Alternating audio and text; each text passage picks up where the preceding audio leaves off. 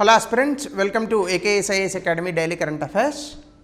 So ముందుగా నేను ఇచ్చిన క్వశ్చన్ చూస్తే కనుక రెండు స్టేట్మెంట్స్ కరెక్టేనండి. May also include deputy prime minister, ఇది కరెక్ట్.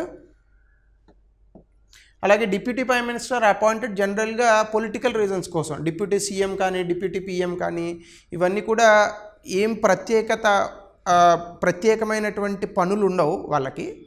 జనరల్గా పొలిటికల్ రీజన్స్ కోసం, పొలిటికల్ రీజన్స్ అంటే సీఎంతో సమఉజ్జీలుగా ఉన్నటువంటి వ్యక్తులకు కానీ, లేదని అనుకుంటే చాలా ప్రాముఖ్యం ఉన్నటువంటి వ్యక్తులకు కానీ ఇస్తూ ఉంటారనమాట. So answer is both 1 and 2.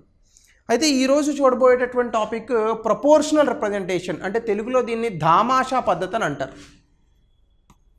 దామాషా పద్ధతి దామాషా పద్ధతి అంటే ఏంటంటే, మనకి ఎన్నికల్లో ప్రజాప్రతినిధులను ఎన్నుకుంటారు. ఈ ఎన్నిక చేసేటటువంటి పద్ధతులు చాలా ఉంటాయి, అందులో దామాషా పద్ధతి ఒకటి. ఎందుకు ఈ దామాషా పద్ధతి ఇప్పుడు వచ్చింది అంటే, మీరు చూస్తే కనుక ఇప్పుడు జరిగినటువంటి లోక్సభ అలాగే అసెంబ్లీ ఎన్నికల్లో చాలా కొన్ని రికార్డ్స్ వచ్చాయి ఇప్పుడు. అంటే మీకు సింపుల్గా చెప్పాలంటే నేను ఒక ఇది తీసుకుంటాను, మీకు ఇక్కడ ఒక ఇమేజ్ చూపించాను. అంటే మీరు ఒక దామాషా పద్ధతిలో కనుక మీరు చూస్తే, ఇది లేదు, దిస్ ఈజ్ అనదర్ టాపిక్, ఇది వచ్చింది. సో మీరు దామాషా పద్ధతిలో కనుక మీరు చూస్తే, ఇప్పుడు సాధారణంగా ఇప్పుడు మనం ఫాలో అవుతున్నటువంటి first past the post system ప్రకారం నేషనల్ డెమోక్రటిక్ అలయన్స్ అంటే బీజేపీ భాగస్వాములకి 43.3% ఓటింగ్ వచ్చింది. కానీ వాళ్ళకి పార్లమెంట్లో 293 సీట్లు వచ్చాయి. అదే కాంగ్రెస్ మిత్రపక్షాలకు 41.6% ఓటింగ్ వస్తే 234 సీట్లు వచ్చాయి.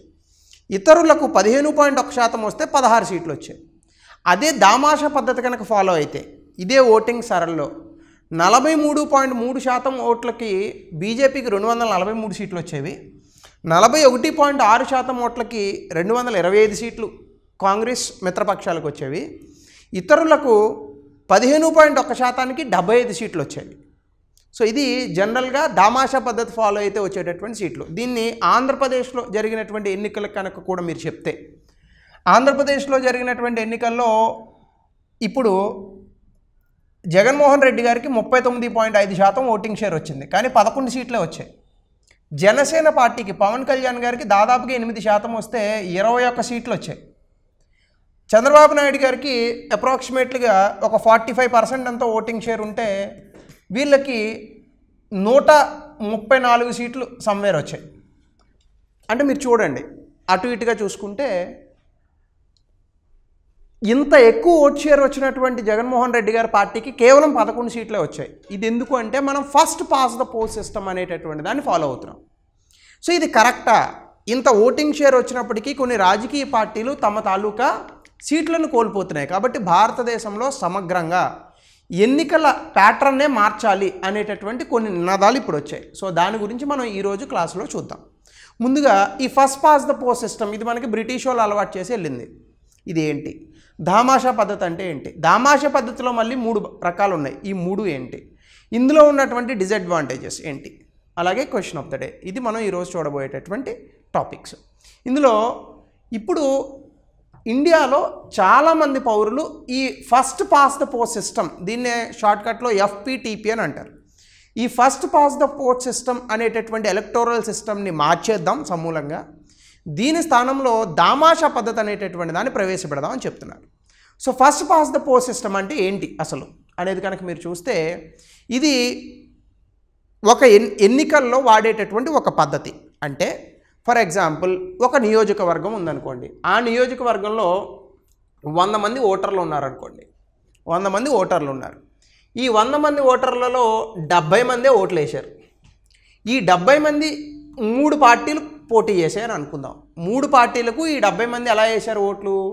ఒక వ్యక్తికి 35 ఓట్లు పడ్డాయి, ఒక వ్యక్తికి 20 ఓట్లే పడ్డాయి, ఇంకొక వ్యక్తికి 15 ఓట్లు పడ్డాయి. ఇప్పుడు అత్యధికంగా ఈ ఓట్లు వచ్చినటువంటి వ్యక్తిని విజేతగా ప్రకటిస్తారు. కానీ మీరు చూడండి ఒకసారి, ఫస్ట్ పాస్ ద పోస్ట్ సిస్టంలో 100 ఓట్లకు గెలిచినటువంటి అభ్యర్థికి కేవలం 35 ఓట్లే వచ్చాయి. అంటే దాని అర్థం ఏంటి? 35% మంది మాత్రమే అతన్ని ఆహ్వానించారు, 65% మంది అతన్ని తిరస్కరించారు అనేటటువంటి పెద్ద మాట నేను వాడను, కానీ అతని వైపు అసలు తిరిగి చూడలా. మరి 65% మంది వ్యక్తులు ఒప్పుకోనటువంటి వ్యక్తిని కేవలం 35% మంది మాత్రమే ఓటేసినటువంటి వ్యక్తిని ఎలా ఎన్నుకున్నాం? అదే first past the post system అంటే పోలైనటువంటి ఓట్లలో అత్యధికంగా ఓట్లు ఎవరికి వస్తాయి అనేది మాత్రమే లెక్కిస్తారు తప్ప 100లో ఖచ్చితంగా 51 ఓట్లు రావాలి అనేటటువంటి నియమ నిబంధన ఏది ఉండదు. ఇది బ్రిటిష్ వాళ్ళు మనకి అలవాటు చేసి వెళ్ళినప్పటికీ అసలు ప్రపంచంలో ఇంత పెద్ద ఎన్నికల్లో ఏ దేశము కూడా ఈ ఫస్ట్ పాస్ ద పోస్ట్ సిస్టమ్ని అసలు వాడట్లా. ఏవో చిన్న చిన్న దేశాలు వాడుతున్నాయి తప్ప first past the post system ఏవో మేయర్ ఎన్నికలు అలాంటి వాటిలో వాడుతున్నారు తప్ప పార్లమెంటులో ఈ first past the post system అనేటటువంటి పద్ధతిని అసలు వాడట్లేదు. సో ఇక్కడ మీరు చూస్తే ఈ ఎలక్టోరల్ సిస్టంలో ఓటర్ వేసినటువంటి ఒక ఓటు ఒక క్యాండిడేట్కి వేస్తారు, ఒక క్యాండిడేట్కి ఓటు వేయడానికి ఉంటుంది. సో క్యాండిడేట్కి ఎవరికైతే అత్యధికంగా ఓట్లు వస్తాయో ఆ వ్యక్తిని విజేతగా ప్రకటిస్తారు. దీన్నే సింపుల్ మెజారిటీ సిస్టమ్ అని అంటారు, లేదా ప్లూరాలిటీ సిస్టమ్ అని కూడా అంటారు. ఇది మనకి ఎగ్జామినేషన్లో క్వశ్చన్గా అడగచ్చు. ఇది ఎందుకు వాడతారు అంటే ఇది చాలా పాత పద్ధతి, అలాగే చాలా ఈజీ పద్ధతి. అంటే మన ఓటర్లకు ఎక్కువగా అవగాహన కల్పించాల్సిన అవసరం లేదు.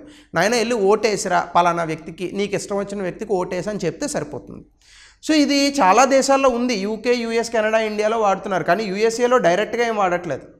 సో అక్కడ ఏవో కొన్ని మేయర్ లాంటి పదవులకు వాడుతున్నారు తప్ప పూర్తి స్థాయిలో పార్లమెంటరీ వ్యవస్థకు కేవలం ఫస్ట్ పాస్ ద పోస్ట్ సిస్టమ్ను వాడట్లేదు.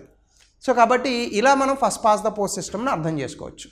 దీంట్లో మనకు వచ్చినటువంటి ఫీచర్స్ ఏంటంటే ఎలక్ట్రానిక్ ఓటింగ్ మెషిన్ ద్వారా కానీ బ్యాలెట్ పేపర్ ద్వారా కానీ వాడుతూ ఈ ఓట్లు ఎలక్షన్ని చేస్తూ ఉంటారు. చాలామందికి ఇప్పుడు కూడా చర్చ వస్తుంది ఎలక్ట్రానిక్ ఓటింగ్ మెషిన్లు అనేటటువంటి వాటిని హ్యాక్ చేస్తున్నారని. నిజంగానే అదే జరిగితే దీన్ని ప్రవేశపెట్టినటువంటి కాంగ్రెస్ పార్టీ 2014లో గెలిచి ఉండేది కదండి. అలాగే ఇప్పుడు కూడా బీజేపీ అంట బొటాబొటీ మెజారిటీతో వేరే పార్టీలు సంకీర్ణ ప్రభుత్వం కొలువు తీరాల్సినటువంటి అవసరం ఏముంది? వాళ్ళే ఒక 450 తీసుకొని 50 లేదా ఒక 100 సీట్లు కాంగ్రెస్ వాళ్ళకి ఇచ్చినా నమ్మేటట్టుగానే ఉంది ఇప్పుడు భారతదేశంలో. సో కాబట్టి ఈవీఎం మెషిన్స్ ఏ నెట్వర్క్కి అనుసంధానించి ఉండవు. కాబట్టి ఏ రకంగానూ కూడా ఈవీఎంస్ని ట్యాంపరింగ్ చేసేటటువంటి వ్యవస్థ లేవు. గతంలో చాలామంది రాజకీయ నాయకులు ఈవీఎంని ట్యాంపరింగ్ చేశారని చెప్పారు. ఇది ఎందుకంటే ఓటమి నుంచి తప్పించుకోవడానికి, దాన్ని జీర్ణించుకోవడానికి కింద ఉన్నటువంటి వ్యక్తుల్ని కొంచెం ఏదోలాగా డైవర్ట్ చేయాలి కాబట్టి అటువంటివి చెప్తూ ఉంటారు తప్ప ఎలక్షన్ కమిషన్ చాలా ఓపెన్గా ఛాలెంజ్ విసిరింది. ఎవరైనా ఎలక్ట్రానిక్ ఓటింగ్ మెషిన్స్ని హ్యాక్ చేసి చూపిస్తే ఈ పూర్తి స్థాయి మెథడాలజీని ఆపేస్తాం, కావాలంటే నగదు బహుమతి కూడా ఇస్తామని చెప్పేసి. సో కాబట్టి ఈవీఎం మెషిన్స్ని ట్యాంపరింగ్ చేయడం అనేటటువంటిది అవన్నీ కుదరని మాటలు. అది అవగాహన రాహిత్యంతో చెప్తున్నారే తప్ప సో దాని మీద పూర్తి స్థాయి ఏమి ఎవిడెన్సెస్ అవి లేవు. సో ఎందుకు ఎవిడెన్స్ అనే మాట వాడుతున్నానంటే extraordinary allegations require extraordinary evidences. మనం గొంతు అరిచేసి విరుచుపడిపోయినంతలో అబద్ధాలు నిజాలు అవ్వవు, నిజాలు అబద్ధాలు అవ్వవు. రెండోది క్యాండిడేట్కి ఎక్కువ ఓట్లు ఎవరైతే వస్తాయో, ఎక్కువ ఓట్లు అంటే మిగతా వాళ్ళతో పోల్చుకుంటే వాళ్ళను విజేతగా ప్రకటిస్తారు ఈ ఫస్ట్ పాస్ ద పోస్ట్ సిస్టంలో. సో విన్నర్కి 50% ఓట్లు రావక్కర్లేదు, అందరిలో మెజారిటీ వస్తే చాలు. అంటే అది 30 ఓట్లు అవ్వచ్చు, 20 ఓట్లే అవ్వచ్చు. ఈ సిస్టమ్ సాధారణంగా డిస్ప్రొపోర్షనట్ అవుట్కమ్స్కి దారితీస్తూ ఉంటుంది. అంటే అనుకోని విధమైనటువంటి రిజల్ట్స్కి ఇది దారితీస్తూ ఉంటుంది. బెస్ట్ ఎగ్జాంపుల్ ఇటీవల కాలంలో జరిగినటువంటి ఆంధ్రప్రదేశ్లో ఎన్నికలు, తెలంగాణలో జరిగినటువంటి ఎన్నికలే. కేసీఆర్ గారికి పార్టీకి, రేవంత్ రెడ్డి గారు లీడ్ చేసినటువంటి కాంగ్రెస్ పార్టీకి ఓట్ డిఫరెన్స్ ఎంత అండి? 1.8% మాత్రమే. కానీ కేసీఆర్ గారి పార్టీకి 39 సీట్లు వస్తే కాంగ్రెస్కి సమ్వేర్ అరౌండ్ 63 నుంచి 64 సీట్లు ఎంతో వచ్చాయి. సో కాబట్టి ఇలాగే డిస్ప్రపోర్షనేట్గా ఉంటుంది. Even the same thing with Andhra Pradesh also. మీరు ఆంధ్రప్రదేశ్లో చూసుకుంటే జగన్మోహన్ రెడ్డి గారికి దాదాపుగా వైఎస్ఆర్సీపీకి 39.5% ఓటింగ్ వచ్చింది. మొత్తం మిత్రపక్షాలు సంకీర్ణం ప్రభుత్వంలో తీరినటువంటి కూటమికి అటు ఇటుగా 55% వచ్చింది. విడగొట్టుకొని చూసుకుంటే అందులో పవన్ కళ్యాణ్ గారికి వచ్చింది 8%. కానీ ఓటు కన్సాలిడేట్ అవడం వల్ల ఆయనకి 21/21 సీట్లు, 2 ఎంపీలు/2 ఎంపీ సీట్లు వచ్చాయి. ఎందుకంటే అక్కడ టీడీపీ ఓటు కంప్లీట్గా ట్రాన్స్ఫర్ అయింది. సో కాబట్టి ఇక్కడ డిస్ప్రపోర్షనట్ అవుట్కమ్స్ ఇలా ఉంటాయి. ఎక్కువ శాతం ఓటింగ్ వచ్చినటువంటి పార్టీ కూడా ఘోరమైనటువంటి పరాజయాన్ని చవి చూడాల్సి వస్తుంది. సో కాబట్టి పొలిటికల్ పార్టీస్కి రిప్రజెంటేషన్ అనేటటువంటిది వాళ్ళకు వచ్చిన ఓటింగ్ షేర్తో ప్రపోర్షనేట్గా ఉండదు. అంటే వాళ్ళకి 39 లేదా 40% ఓటింగ్ వచ్చినప్పటికీ కూడా ప్రాతినిధ్యం వాళ్ళకి అసెంబ్లీలో కానీ పార్లమెంట్లో కానీ ఆ శాతానికి తగ్గట్టు, అంటే 40% ఓట్లు వస్తే 40%కి తగ్గట్టు పార్లమెంట్లో సీట్లు రావు. లేదా అసెంబ్లీలో సీట్లు రావు. ఇది first past the post system. ఇప్పుడు ఇందులో అడ్వాంటేజెస్ ఏమున్నాయంటే ఫస్ట్ సింప్లిసిటీ. అంటే ఇది మన దేశంలో పేదవాళ్ళు, అక్షరాస్యత లేని వాళ్ళు, నిరక్షరాస్యులు, చదువు తక్కువగా ఉన్నటువంటి వ్యక్తులు ఎక్కువ. ఇలాంటి వాళ్ళకి first past the post system ఇంకో ఇలా ప్రిఫరెన్స్లు ఇవ్వాలని చెప్తే సరిగ్గా ఎక్కదు. నార్మల్గా ఓటింగే చూసుకుంటే హైదరాబాద్లో ఘోరమైన ఓటింగ్ కదా, 50% కన్నా తక్కువ వచ్చిందండి మొన్న ఎంపీ ఓటింగ్లో. అంటే ఎంత బద్దకిచ్చామో చూడండి ఓటింగ్ వేయడానికి. సో కాబట్టి సింప్లిసిటీ అనేటటువంటి చాలా ఈజీగా ఈ పద్ధతిలో ఓటేయచ్చు. రెండు, క్లియర్గా విన్నర్ వస్తారు. అంటే ఏ నియోజకవర్గానికి ఎవడు గెలుస్తున్నాడు ఖచ్చితంగా తెలుస్తుంది. అలాగే అకౌంటబిలిటీ కూడా ఉంటుంది మనకి. అంటే ఏ నియోజకవర్గానికి ఏ వ్యక్తి గెలుస్తున్నాడో తెలిస్తే ఆ వ్యక్తిని సరిగ్గా అక్కడ డెవలప్మెంట్ అవ్వకపోతే అడగచ్చు, ఏమయ్యా నేను ఎమ్మెల్యే కింద గెలిపించాం లేదా ఎంపీ కింద గెలిపించాం, ఇగో నీ వల్ల ఇంత అభివృద్ధి రాలేదని క్వశ్చన్ చేయడానికి ఉంటుంది, జవాబుదారీతనం ఉంటుంది. అలాగే క్యాండిడేట్ సెలెక్షన్, ఎవరిని సెలెక్ట్ చేస్తున్నాము, ఒక నియోజకవర్గానికి ఒక క్యాండిడేట్ని పర్ఫెక్ట్గా సెలెక్ట్ చేస్తున్నాం అనేది ఉంటుంది. దామాషా పద్ధతిలో అలా ఉండదు. తర్వాత ఆ నియోజకవర్గానికి ఎవరో ఒకళ్ళని పంపుతారు, అలా ఉంటుంది అది. అలాగే కొయిలేషన్ బిల్డింగ్, అంటే దీని ద్వారా మనకి సంకీర్ణ ప్రభుత్వాలు కొలువు తీరేటటువంటి అవకాశం ఉంటుంది. సో ఈ రకంగా అడ్వాంటేజెస్ చూడొచ్చు. మరి దామాషా పద్ధతి అంటే ఏంటి? ఈ దామాషా పద్ధతిలో ఎలా ఉంటుందంటే, ఇప్పుడు ఫర్ ఎగ్జాంపుల్ బీజేపీకి 43% ఎంతో ఓట్ షేరింగ్ వచ్చింది అనుకోండి, కాంగ్రెస్కి మిత్రపక్షాలకు 40% ఓట్ షేరింగ్ వచ్చింది అనుకోండి, పార్లమెంట్లో వీళ్ళకి 43% సీట్లే ఇస్తారు, కాంగ్రెస్ వాళ్ళకి 40% సీట్లు ఇస్తారు. అంటే ఇప్పుడు ఫర్ ఎగ్జాంపుల్ మొత్తం మనకి పార్లమెంట్లో 1000 సీట్లు ఉన్నాయనుకోండి, నేను జస్ట్ మీకు క్యాలిక్యులేషన్ బాగుంటుందని చెప్తున్నాను అంతే. 1000 సీట్లు ఉన్నాయనుకోండి, బీజేపీ వాళ్ళకి ఎన్ని ఇస్తారు? ఇప్పుడు 430 సీట్లు ఇస్తారు. కాంగ్రెస్ వాళ్ళకి ఎన్ని ఇస్తారు? 400 సీట్లు ఇస్తారు. మిగతా వాళ్ళకి ఎన్ని ఓట్లు వస్తే అన్ని ఇస్తారు. అంటే ఓటింగ్ షేర్ను బట్టి సీట్లు ప్రకటించడం అనేటటువంటిది ఉంటుంది. అది ఏ సీట్లు ప్రకటించాలనే దానికి మళ్ళీ ఒక మెథడాలజీని ఫాలో అవుతారు. సో కాబట్టి చాలా కాంప్లికేటెడ్ మెథడ్ ఇది. భారతదేశంలో 140 కోట్ల మంది ఉన్నటువంటి ఇంత సువిశాలమైనటువంటి దేశంలో ఇంత కాంప్లికేటెడ్ ప్రొసీజర్ జనాలందరికీ అర్థమవుతుందని నేనైతే అనుకోను, డెఫినెట్గా అనుకోను. సో కాబట్టి కాకపోతే ఇక్కడ ఏంటంటే పొలిటికల్ పార్టీస్ రిప్రజెంటేషన్ ఉంటుంది. ఎంత చిన్న పార్టీ అయినా దాని గొంతుకు అనేటటువంటిది చట్టసభల్లో మనకు వినిపిస్తుంది. అలాగే ప్రతి వ్యక్తి ఓటు కూడా కౌంట్ అవుతుంది. సో దీనివల్ల మనల్ని ఓట్లు కొనడం అనేటటువంటిది కొంత తగ్గే అవకాశం ఉంది. ఎందుకు అంటే ప్రతి ఓటు కౌంట్ అయినప్పుడు ప్రతి ఓటుని కొనడం అనేది కష్టం. అలా కాకుండా కొన్ని ఓట్లను కొంటే మనం గెలుస్తామని అనుకున్నప్పుడు ఆ కొన్ని ఓట్లనే కొనడానికి కొంతమంది రాజకీయ నాయకులు ప్రయత్నిస్తూ ఉంటారు. కాబట్టి ఫస్ట్ పాస్ ద పోస్ట్ సిస్టంలో మనకున్న ఓటుకు నోటు అనేటటువంటిది దామాషా పద్ధతిలో తగ్గేటటువంటి అవకాశం ఉంది. అయితే ఇందులో మనకి చాలా రకాలు ఉన్నాయి. ఒకటి సింగిల్ ట్రాన్స్ఫరబుల్ ఓటు.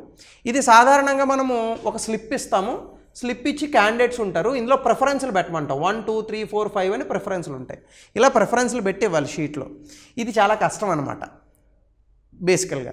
దీన్ని మనము legislative electoral colleges for president, అంటే ప్రెసిడెంట్ని ఎన్నుకునేటప్పుడు, అలాగే కౌన్సిల్ ఆఫ్ స్టేట్స్ అంటే రాష్ట్రాల్లో ఉన్నటువంటి మంత్రి మండలి, రాజ్యసభ, ఇలాంటి చోట్ల మనం వాడుతూ ఉంటాం. సో కాబట్టి ఈ యొక్క ఎలక్టోరల్ కాలేజ్ అనేటటువంటిది ఏదైతే ఉందో ఈ పర్టికులర్ ఓటింగ్ సరళి ప్రెసిడెంట్ ఆఫ్ ఇండియాని ఎన్నుకునేటప్పుడు ఈ single transferable vote proportional representation system దామాషా పద్ధతిని వాడతాం తప్ప రెగ్యులర్గా సాధారణంగా జరిగేటటువంటి ఎన్నికలు ఈ పద్ధతిని వాడడం ఇది చాలా కష్టం కూడా. ఎందుకంటే మామూలుగా మనకిప్పుడు ఇంత చెప్తుంటేనే ఓటింగ్లో చాలా ఇన్వాలిడ్ ఓట్స్ పడుతున్నాయి. అలాంటిది మీకు ఒక 5 క్యాండిడేట్ల పేర్లు ఇస్తారు, వీళ్ళకి మీకు నచ్చిన వాడి మీద 1 పెట్టాలి, నచ్చని వాడి మీద 5 పెట్టాలి, తర్వాత వాడి మీద 3 పెట్టాలి, ఇలా చెప్పామనుకోండి అసలు ఓట్లు వేయడం మానేస్తారు మన జనం. మీరు చూడండి ఓటింగ్లో ఎక్కువ శాతం ఓట్లు వేయని వాళ్ళు ఎవరో తెలుసా? ఎక్కువ శాతం పేదవాళ్ళు ఓటేస్తారండి. వాళ్ళు చాలా మంచోళ్ళు. అందుకే ఎక్కువగా డబ్బులున్న వాళ్ళు, సంపన్నులు ఎవరైతే ఉన్నారో వాళ్ళు ఓటింగ్లో అసలు పాల్గొన్నారు. అందుకే చూడండి మీకు నగరాలలో ఓటింగ్ చాలా తక్కువ ఉంటుంది, విలేజెస్లో ఓటింగ్ మీకు చాలా ఎక్కువ ఉంటుంది. 92% వెళ్ళిన విలేజెస్ కూడా ఉన్నాయి భారతదేశంలో. 80% దాటిన నగరాలు చూపించండి నాకు. ఎవరి దాకా ఎందుకు హైదరాబాద్ చూడండి మీరు, మొన్న ఎంపీ ఎన్నికల్లో 50% లోపు ఉంది ఓటింగ్. అంతే, అలాగే ఉంటుంది. సో కాబట్టి ఇది దామాషా పద్ధతి అనమాట. ఈ దామాషా పద్ధతిలో మోస్ట్ ప్రిఫరబుల్ క్యాండిడేట్స్కి ఓటింగ్ అనేది ఇస్తారు. 51% ఓటింగ్ వచ్చినటువంటి వ్యక్తిని మాత్రమే విన్నర్గా ప్రకటిస్తారనమాట. సో ఇది దామాషా పద్ధతిలో మొదటి రకం. చూడండి వినడానికి ఎంత కన్ఫ్యూజింగ్గా ఉంది, ఇంక ఓటింగ్లో పెడితే ఎవడు పాల్గొంటాడండి. రెండోది పార్టీ లిస్ట్ సిస్టమ్ అని ఒకటి ఉంటుంది. ఇదేంటంటే ఓటర్లు ఇక్కడ కేవలం రాజకీయ పార్టీలకు ఓటేస్తారు. అంటే ఇందులో ఇండిపెండెంట్లు నిలబడడానికి అవకాశం ఉండదు. సో పార్టీస్కి వాళ్ళకు వచ్చినటువంటి ఓట్ షేర్ ఆధారంగా, అంటే వాళ్ళకి ఎంత ఓట్ షేర్ వస్తే అంత రాజకీయ పార్టీలకు మనము ప్రాతినిధ్యం అనేటటువంటిది ఇస్తామన్నమాట. సాధారణంగా 3 to 5% vote share thresh hold ఉంటుంది. అంటే ప్రతి పార్టీకి ఏ పార్టీకి సీట్లు ఇవ్వాలి అంటే ఖచ్చితంగా ఆ పార్టీ 3 నుంచి 5% వరకు కనీసం ఓట్ షేర్ తెచ్చుకోవాలనేటటువంటి నిబంధన ఉంటుంది. దీనివల్ల మనకి ఏమవుతుందంటే కులాల వారీగా, మతాల వారీగా, వర్గాల వారీగా రాజకీయ పార్టీలు విడిపోయి ఆ పార్టీలకి ప్రాతినిధ్యం అనేటటువంటిది వస్తుంది. కానీ దీని కారణంగా సంకీర్ణ ప్రభుత్వాలు ఎక్కువగా ఏర్పడతాయి. దానివల్ల రాజకీయ అస్థిరత అనేటటువంటిది ఎక్కువగా ప్రబలేటటువంటి అవకాశం ఉంది. ఇక మూడోది mixed member proportional representation system. ఇది చాలా గమ్మత్తుగా ఉంటుంది యాక్చువల్గా. ఇదేంటంటే ప్రతి పౌరుడికి 2 ఓట్లు ఇస్తారు. ప్రతి పౌరుడికి 2 ఓట్లు ఇస్తారు. ఇందులో స్టెబిలిటీ, ప్రపోర్షనాలిటీ 2 ఉంటాయి. మొదట ఏం చేస్తారంటే ఇప్పుడు ఫర్ ఎగ్జాంపుల్ ఇలా 4 కాన్స్టిట్యుయెన్సీస్ ఉన్నాయనుకోండి. ముందు ఇప్పుడు మనం ఎలా అయితే ఓటేస్తున్నామో first past the post system మాదిరిగా ఓటేస్తారు. ఎవరెవరైతే వ్యక్తి గెలుస్తారో వాళ్ళకి ఉంటుంది, అంటే వాళ్ళకి రిప్రజెంటేషన్ ఉంటుంది. అంటే ఉదాహరణకి ఏబిసి 3 రాజకీయ పార్టీలు ఉన్నాయనుకోండి. ఈ 4 కాన్స్టిట్యుయెన్సీలో ఏ పార్టీ ప్రపోర్షనల్ రిప్రజెంటేషన్ కాకుండా first past the post system ప్రకారం, అంటే అత్యధికంగా ఎవరికి ఓట్లు వచ్చాయి అన్నదాని ప్రకారం గెలిచింది అనుకోండి. ఇప్పుడు చూడండి, అసెంబ్లీలో లేదా పార్లమెంట్లో ఏ పార్టీకి వచ్చేసినాయి 4 స్థానాలు? ఏ పార్టీకే వచ్చేసినాయి. ఏ అనేటటువంటి పార్టీకే 4 స్థానాలు వచ్చేసాయి. సో ఇది ఒక vote, first past the post system. రెండో ఓటు ఉంటుంది, అదే పౌరుడు రెండో ఓటు ఉంటుంది. ఇది ఎలా వేస్తారు? ప్రపోర్షనల్ రిప్రజెంటేషన్ ప్రకారం వేస్తారు. అంటే ఈ యొక్క 4 కాన్స్టిట్యుయెన్సీస్లోని మిగతా రాజకీయ పార్టీలకి ఎంత % ఓట్ షేర్ వచ్చిందో చూస్తారు. ఏ పార్టీ కాకుండా బీసీ పార్టీలలో ఎవరికి ఎక్కువగా ఓట్ షేరింగ్ వస్తే వాళ్లకు ఆ స్థానాలను కేటాయిస్తారు. అంటే బీకి సెకండ్ ఓట్ షేర్ వస్తే బీకి ఇంకొక 3 స్థానాలు, సికి 1 స్థానం. ఇప్పుడు చూడండి, ఏ పార్టీ నుంచి 4 ఉంటారు, బి పార్టీ నుంచి 3, సి పార్టీ నుంచి 1. ఇలా మిక్స్డ్ మెంబర్ సిస్టమ్ అనేటటువంటిది ఉంటుంది. ఇది న్యూజిలాండ్, సౌత్ కొరియా, జర్మనీ ఇలాంటి దేశాలు ఉన్నాయి. ఇది కూడా చాలా కాంప్లికేటెడ్ ప్రాసెస్. ఇది బేసికల్గా ఏమవుతుందంటే డైవర్స్ రిప్రజెంటేషన్, అంటే వైవిధ్యభరితమైనటువంటి ప్రజా ప్రాతినిధ్యం వహించేటటువంటి అవకాశం ఉంటుంది. ఇది కూడా బాగా చదువుకున్నటువంటి వ్యవస్థలు, కొంచెం తక్కువ జనాభా ఉన్నటువంటి వ్యవస్థల్లో సాధ్యం తప్ప 140 కోట్ల మంది ఉన్న భారతదేశంలో ఇది తీసుకురావాలంటే చాలా కష్టం. సో కాబట్టి మన దేశంలో ప్రస్తుతం మనం చేయాల్సింది 100కు 100% అలాగే తీసుకురాలేం. కనీసం 100కి 90 నుంచి 95% ఓట్స్ పడేలాగా, అందరూ ఓటేసేటట్టుగా ప్రయత్నిస్తే అదే 10,000. సో కాబట్టి ఈ రకంగా మనం దామాషా పద్ధతిని వాడేటటువంటి అవకాశం లేదు. ఒకవేళ దామాషా పద్ధతిని వాడి ఉంటే ఇగో బీజేపీకి ఓట్ షేర్ ఎంత వచ్చింది? 43.3 వచ్చింది. కాబట్టి ఏమీ అంత విపరీతంగా ఏం వచ్చేలేదు బీజేపీకి, సంకీర్ణ ప్రభుత్వానికి. కాంగ్రెస్ మిత్రపక్షాలకు 41.6. అంటే మీరు మొత్తంగా చూసుకున్నా ఎంత తేడా ఉంది? బీజేపీకి కాంగ్రెస్కి కేవలం -7% మాత్రమే ఓటింగ్లో తేడా ఉంది. కాకపోతే ఇతరులు బీజేపీతో కలవడిస్తున్నటువంటి కారణంగా వాళ్ళకి సంకీర్ణ ప్రభుత్వం కాకుండా ఇప్పుడు ప్రభుత్వం కొలువు తీరేటటువంటి అవకాశం ఉంది. ఎందుకంటే 293 సీట్లు, చివరిలో 289 దగ్గర ఎక్కడ ఆగినట్టు ఉన్నారు. సో మొత్తంగా చూసుకున్నా మీకు వాళ్ళే ప్రభుత్వాన్ని ఏర్పాటు చేస్తున్నారు. సో ఈ రకంగా మనం దామాషా పద్ధతిని అర్థం చేసుకోవచ్చు. ఇందులో డిసడ్వాంటేజ్ ఏంటంటే ప్రభుత్వాలు నిలకడగా ఉండవు. 4-5 పార్టీలు కలిసి పెట్టాయనుకోండి వెంటనే పడిపోతుంది. 1999 ఆ ముందు ఏం జరిగింది? బీజేపీ పార్టీ 13 నెలల్లో ఒకసారి పడిపోయింది, 1 రోజులో ఒకసారి, 13 రోజుల్లో ఒకసారి పడిపోయింది పార్టీ. అలాగే ఉంటుంది. అలాగే చాలా కాంప్లెక్స్ సిస్టమ్ ఇది, జనాలకు అర్థం కాదు, మనకే అర్థం కావట్లేదు, జనాలకి ఏం అర్థం అవుతుంది. అలాగే చాలా ఎక్స్పెన్సివ్. ఇప్పుడే ఎలక్షన్స్ జరపడానికి కొన్ని వేల కోట్లు ఖర్చు అవుతుంది. ఇంకెంత పెద్ద ప్రాసెస్లు ఇలాంటి మిక్స్డ్ మెంబర్ సిస్టమ్స్ లాంటివి చెప్పారనుకోండి మామూలుగా జనాలకు ఓటేయడానికే బద్ధకం. ఇంక ఇట్లాంటి కాంప్లెక్స్ చెప్పారంటే ఏదో ఎగ్జామ్ పెడుతున్నారు అన్నట్టు ఫీల్ అవుతారు, మొత్తానికి ఓట్లు వేయడం మానేస్తారు. అలాగే దీని కారణంగా మనకి ఏమవుతుందంటే అసలు ఏ నియోజకవర్గంలో ఏ క్యాండిడేట్ వస్తాడో అర్థం కాదు, తర్వాత నియమిస్తారు వాళ్ళకి. సో దానివల్ల ఏమవుతుందంటే ఎవరిని అడగాలి ఏం తెలియదు మనకి.